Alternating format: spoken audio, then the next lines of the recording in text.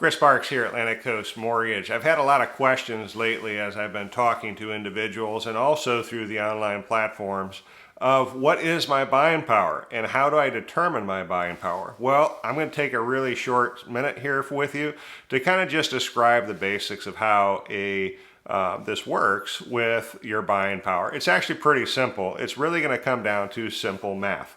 And here's what we look at when it's coming down to the simple math. We're going to be looking at your total debts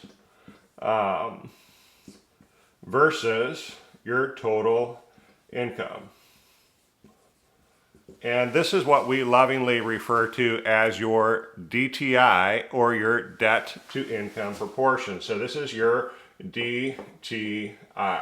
And right here, debt to income proportion is actually extremely important in our world because that tells us how much home you can afford and how much you're going to be able to qualify for. Now, there are other factors that influence it, meaning credit, income, and assets are the three most important things for any loan, but the debt to income is really what is going to tell us how much house you can actually buy, or what is your buying power. The buying power really is going to revolve around that. Now, there are several things that affect that. Obviously, all of your debts. We have credit cards, we have installment loans like car payments, other mortgages, other things like that. Student loans are a big one, and we have to include all of those into our calculations. These calculations are actually pretty important for us because what it's going to do is, depending on the loan type, we have certain things that we can do to look at them differently. For example, with student loans, if they're in deferral or you're not making payments or you're not on an income-based plan, many times we have to use a minimum of 0.5% of whatever loan amount is in order to be able to determine what that payment could be, because at some point in time you will have to repay them, and that is something that we have to calculate into this so that we're not putting you into a bind later on down the road. Now, just to make sure that you know what these ratios are, is most loans have a stopping point at 45%.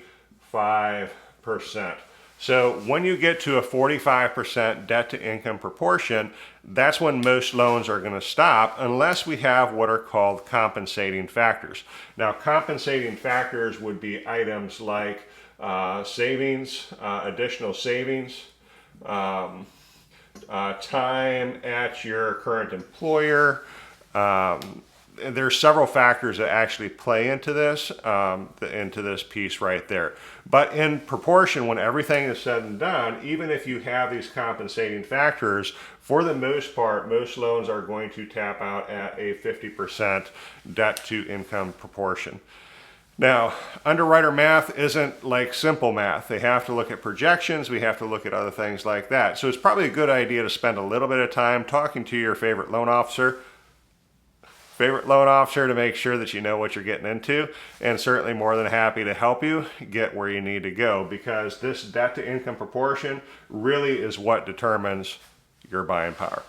Chris Parks, Atlantic Coast Mortgage. I'm never too busy for you or your referrals. Thanks for the opportunity to serve.